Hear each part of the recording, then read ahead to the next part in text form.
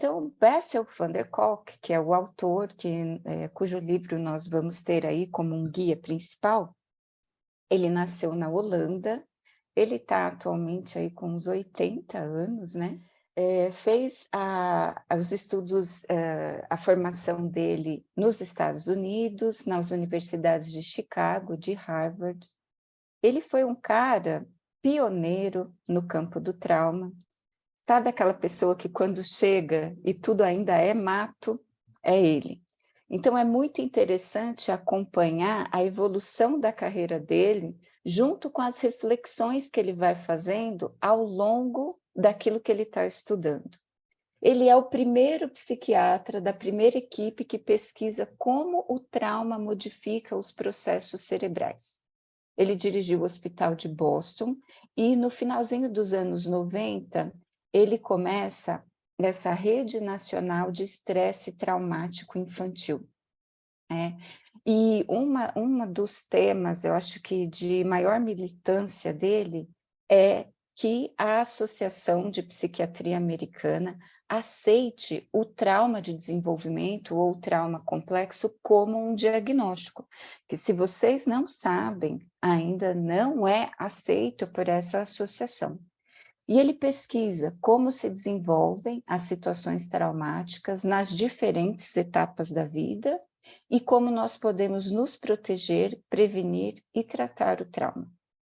Bessel é um cara muito polêmico porque ele vai dizer que o trauma pode ser tratado com yoga, que o trauma pode ser tratado com dança, que o trauma pode ser tratado com música, que o trauma pode ser tratado no contato com a comunidade e numa sincronização das pessoas.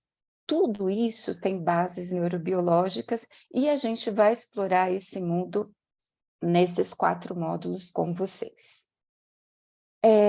A frase de abertura da dedicatória do livro dele, eu acho que foi a mais significativa para mim, e eu me apaixonei pelo Bessel desde que eu comecei a estudar dissociação, que vocês sabem que é o meu campo que eu amo de paixão dentro do trauma. E ele abre assim: aos meus pacientes que guardaram as marcas e que foram o livro-texto. Então, a gente vai extraindo de cada encontro que o Bessel faz ao longo do livro com os pacientes, as marcas, os registros do trauma, que ficam armazenados, muitas vezes, fora das palavras das pessoas, mas armazenados no corpo de cada um de nós. Então, até aqui, o jovem Bessel, o residente jovem, ele não tem nenhuma ferramenta a não ser os seus próprios pacientes para ele poder fazer um diagnóstico e estabelecer um tratamento. Antes do diagnóstico de TEPT, como é que esses veteranos eram tratados? Com os diagnósticos que tinham, ou de alcoolismo, ou de depressão, ou de esquizofrenia, ou de dependência química, ou de transtorno do humor, conforme a parte que aparece na sua avaliação, conforme aquela parte de self. Lembra que a gente falou um pouquinho atrás? O self vai sendo fragmentado e conforme ele vai se organizando, você vai tendo a patoplastia dissociativa. Então, entender a dissociação como base nos ajuda muito a entender o traumático.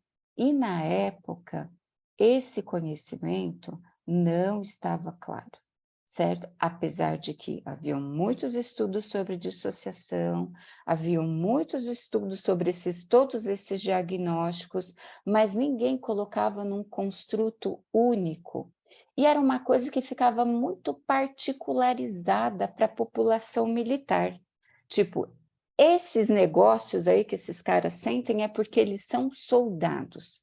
A questão do evento estava muito ligada, a questão da guerra estava muito mais evidenciada do que a resposta neurobiológica em si na hora de fazer diagnóstico. Isso, mas ao trauma elas costumam se configurar numa doença invisível.